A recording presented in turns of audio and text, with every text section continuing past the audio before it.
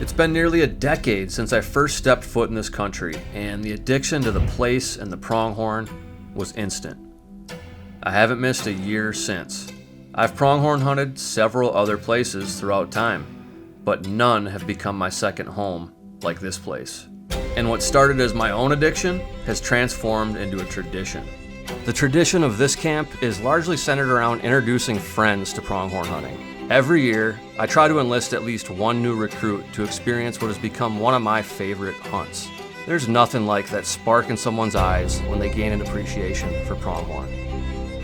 These animals are often touted as a secondary option for big game hunters, and they just don't get the credit they deserve.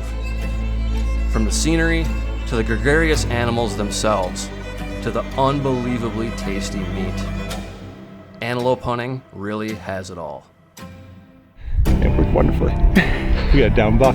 That was something. That was a true antelope stuff. Congratulations. Yeah, it worked out perfect.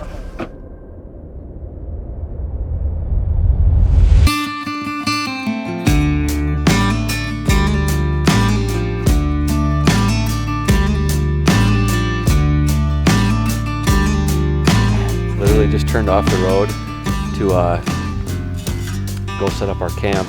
It's day one for our annual antelope camp. Got Beth here with me. She's never killed a goat before.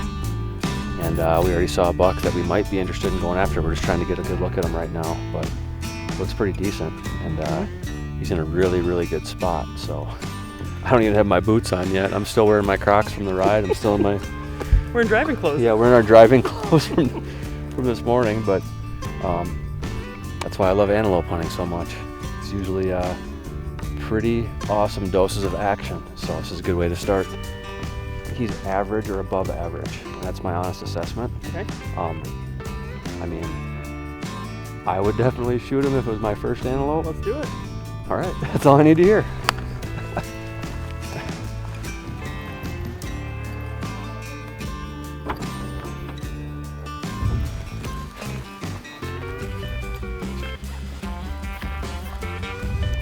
All right, thankfully we've got some terrain to work with here, so we're gonna go down this road a little ways. We're gonna make a J-hook on the opposite side of the road from where he is, and then hopefully cut up a gully to get across the road without him seeing us. I think that's probably gonna be the way to go, but let's go.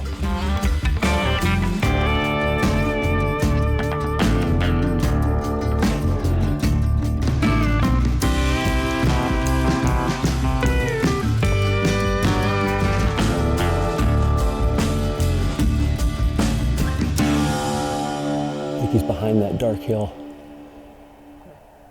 I think.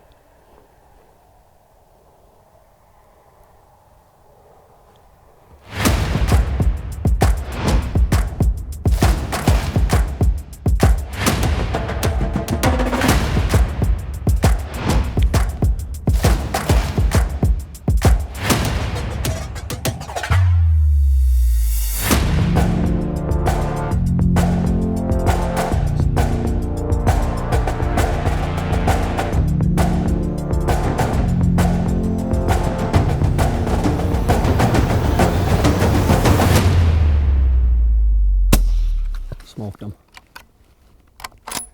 He's dead. First antelope. Josh! Great shot.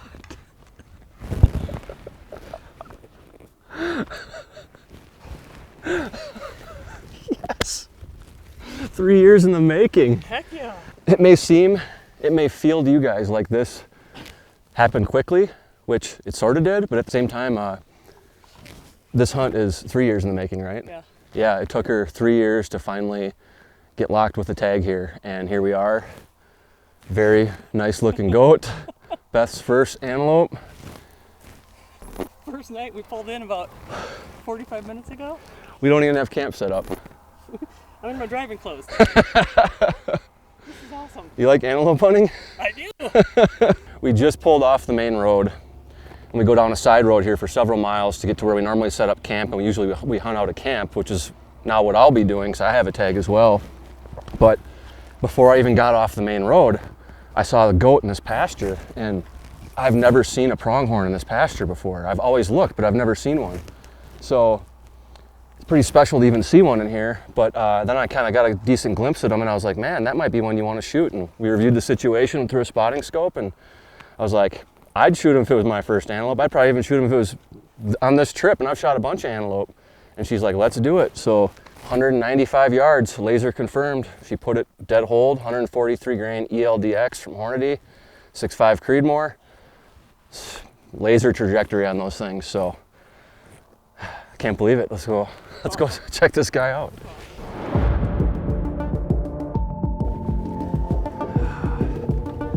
Wow, that's awesome. Great shot. Man, it feels good to see an animal go down. That, it's got a little sticker. What is that? Wow, so cool. Well, he does, look at that. That's awesome. You don't get a lot with character like that. That's really neat. It's really neat. That's super cool. He's got a little sticker coming off the side. This is just a really nice looking, just beautiful representative pronghorn for this unit. I don't remember the whole story of kind of like your evolution as a hunter, but if I recall, it was like Fast and Furious, right? It was all in. So yeah, so I've been with Savage 7 years now, and I didn't grow up hunting. When I got, you know, the job with Savage, it took me, I think that fall, I started in January, that fall I was on my first whitetail hunt. And similar to this hunting experience, it took me about 3 hours to get my buck on the ground. But it took me walking up and seeing that animal for it to click for me. Like, okay, like you get the adrenaline rush, you get, you know, that excitement, and I was hooked. So the next year I went on a mule deer hunt. The year after that I was with you in Alaska, went on an axis hunt, and now I've been to Germany, I've been to the UK, we did New Zealand with some writers this year. Any opportunity I can, I get out in the field. One, because I love it, I have a passion for it now, but two, it also helps me do my job a little bit better. We're definitely making quick work of it tonight. Literally haven't even unpacked the truck yet, and we're butchering a pronghorn on my tailgate, but I've done some butchering in more precarious situations, so we're gonna get this done, and if we're lucky, we'll have camp set up by midnight, but nothing really matters when you're feeling this level of satisfaction. This is unbelievable that we were able to pull this off, and now it's just kind of gravy because I have the next 3 days to hunt, and you know, I'm not in too big of a hurry to try to shoot a goat myself. Just want to enjoy myself out here at camp. But in the meantime, one of my favorite things I like to do in life is make meat. So that's what we're doing here, and I wouldn't have it any other way. I think you have to wear the blue jeans all weekend.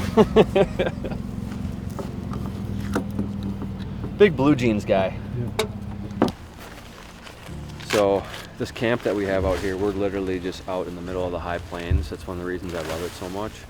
I mean, like, we are out here in a different type of wilderness in the middle of nowhere, and it's not your traditional style wilderness, but it is certainly by all definition a wilderness just out here. And to be honest with you, it would have been a little bit difficult finding this spot tonight if it weren't for HuntStand, because last year when I came in here, I decided to mark the whole path with the trace tool.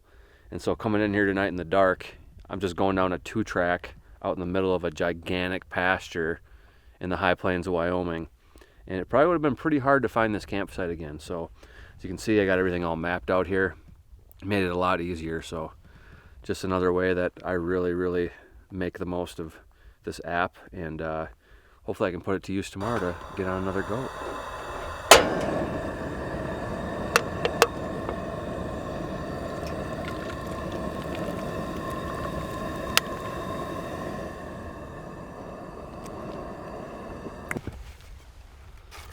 That's good.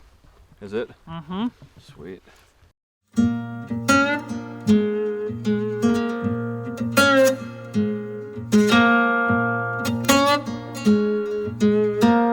They're out past the water tank.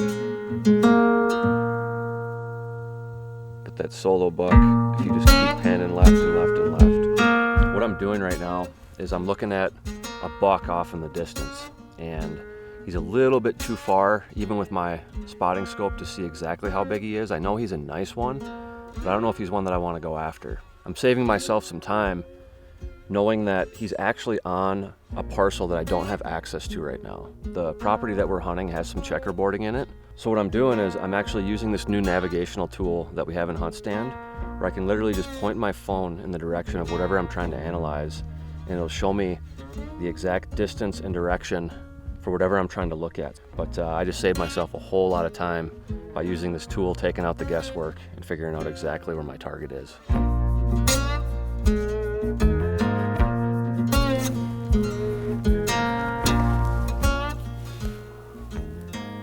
Oh, do you see that buck that just ran up on the left?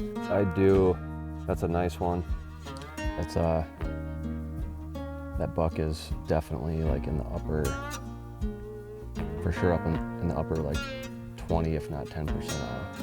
He's probably only about 12 or 13 inches tall. I'm surprised they're used to ranch activity, but I'm surprised they're sticking around. They're probably using this water every day, so I mean, we're probably gonna see this herd. Yeah. We'll see this herd probably every day. Yeah, after looking at them, that's the thing with pronghorn. They're very hard to judge. You really got to spend a lot of time looking at them. And this guy's a nice one.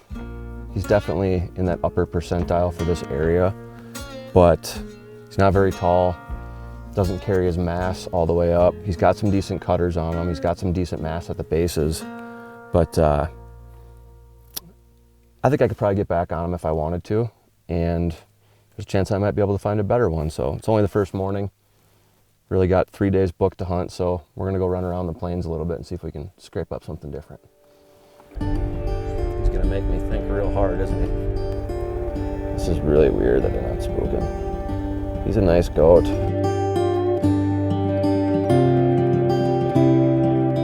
Like, they look healthy. There's a lot of them.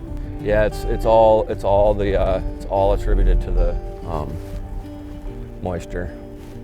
So they've just had amazing moisture this year, and they actually had good moisture last year too. Okay. Pronghorn country is generally flat and windblown. Days on the plains can be beautiful or brutal. Extreme weather events like the blizzard of October 2021 are sharp reminders of the forces that have shaped this broken landscape over time. But until the earth fractures across pronghorn country and sucks everything into its burning core, you can count on finding me out here every October looking for a black-horned buck. Really put on the miles today. No, actually, today we just kind of took it easy, enjoyed ourselves. Did a lot of glassing, a lot of covering country, just driving around, trying to figure out what's going on out here, what kind of goats are around. And the one that I passed on this morning was the best goat we saw all day. I don't want to say by a long shot, we saw a few other decent ones, but he was definitely the best goat. And relocated them after this morning, and then try to just relocate them again right now, and they vanished. So hopefully we can find them again tomorrow morning, because I'm going to be going out in full force. We're going to probably burn some boot leather tomorrow after we get out there nice and early at sunrise. And the antelope really illuminate, just like a lot of other game animals, in that first hour of sunlight. It just really, the beams catch them and they glow out there. So it's a really good time to spot them. So that's what we're going to try to do in the morning. But in the meantime, see if I can locate something right now and essentially put it to bed, because a lot of times they'll bed down and stay in the same area all night. You can find them right away in the morning.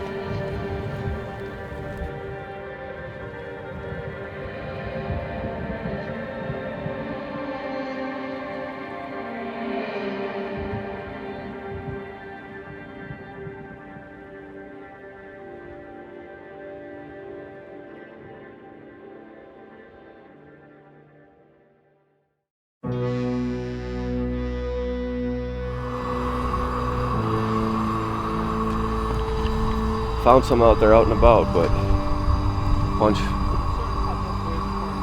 a couple herds back there, and then there's 3 back here behind camp, but I can't see what they are. They're too far away. I have not seen the herd that I'm hoping to relocate, but gotta have coffee first.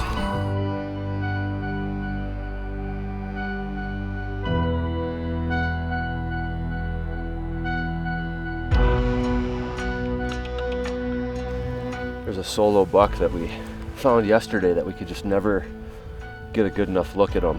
We would have had to have moved in a significant distance, and we got distracted by looking for a bunch of other antelope. But he was just solo out here. We saw him multiple times yesterday and just couldn't get a good fix on him and size him up. And then we lost him. Thought probably he moved in with some of the other antelope, but just relocated him again. He's still solo. And we just collectively agreed that we're gonna be calling him Han, because he's solo. Just got a good look at him. He's the guy. He's the guy. That's what we're gonna go after this morning. Is this like a normal pace walk, or is this like a kill? Are we kill marching? I might need to do some calisthenics. It'll be a reasonable pace. Reasonably fast, I mean. Yes, now I feel ready to shoot something. Gotta at least walk. I mean, we got to walk for yours. We did. Mine yesterday would have been a truck dump. On the road again. It has taken me years to understand the subtle complexities of antelope. They're such a visible animal that it's really easy to underestimate their survival skills, especially when you're trying to hunt a buck in an older age class. They literally see everything. After all, that's how they've managed to hold their ground for millions of years. So spotting and stalking a pronghorn buck that has spent countless days evading predators, it can be quite a challenge. Well, the buck that we were going after, pretty sure he's on a sliver of ground that we don't have access to. So just trying to find some other ones. Just relocated another herd from yesterday. But they're not in a great spot, so just trying to figure out what to do. There's at least a couple bucks I've seen, but not close enough to see what they look like caliber-wise. But they're out there, so this is probably going to be a whole process.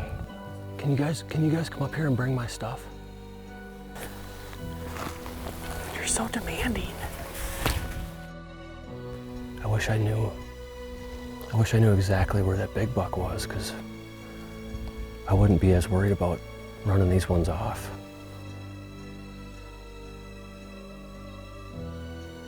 Now where's that other one? They did exactly what I wanted them to do, so that's nice.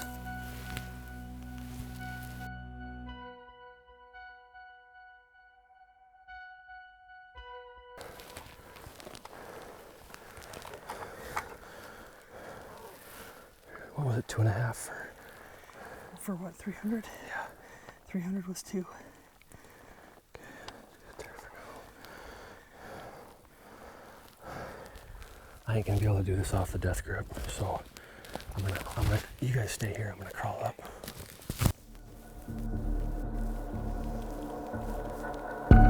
Hey! Hey!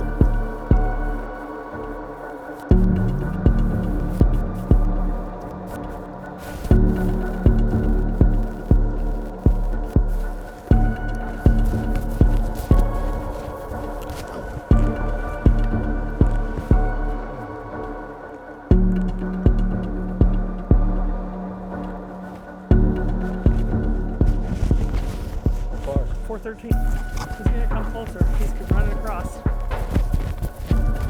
100.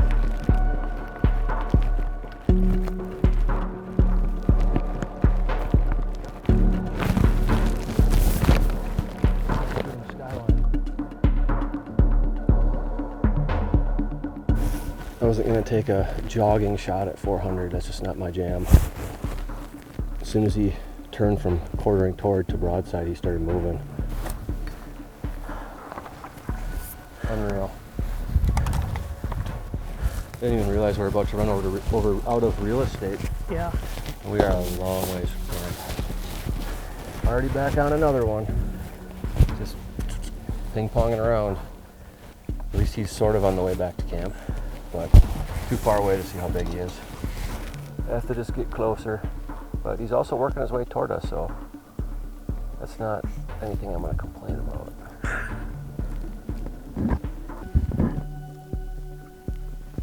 .430. We could probably go get to that next hill if we can sneak around.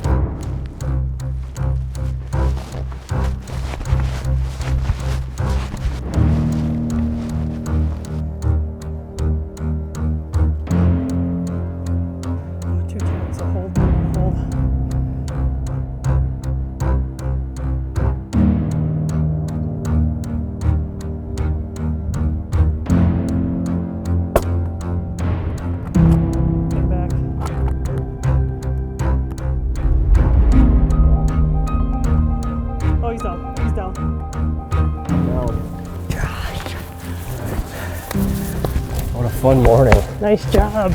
Fun morning. Oh, that was unreal. We've been stalking all morning. Relocated a solo buck that we found last night. Chased him around. Unfortunately, he got the best of us. Very, very nice goat.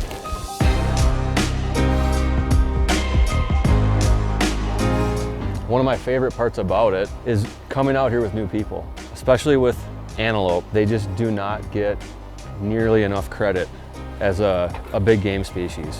I don't know, what did you think, like, coming into this, honestly? Like, I was excited, one, because a lot of hunts I go on, you're not this remote, you're not off the grid, so that was really cool. And honestly, to me, it was a fun, challenging hunt. We saw a lot of game, the population seems healthy, which is good. And I mean, just a beautiful place to be. so honestly, like, all things considered, where do you rank pronghorn hunting? You know, it's gonna be up there for me. I think a lot of it has to do with the setting that we're in. I'm not one to sit still. I can't just climb up in a blind and sit there and wait for something to walk in. I like being on my feet. I like moving around looking for stuff, and this checks all of those boxes. Thank you. And then the elusiveness of the game. You know, yesterday morning you get that excitement when we see them, we're going after them, and then all of a sudden we get there and it's like the low, and you're like, okay, let's go back to camp, and then all of a sudden we spot another one, and that adrenaline kicks back in. So to me, this is as good as it gets. You kind of put it all together.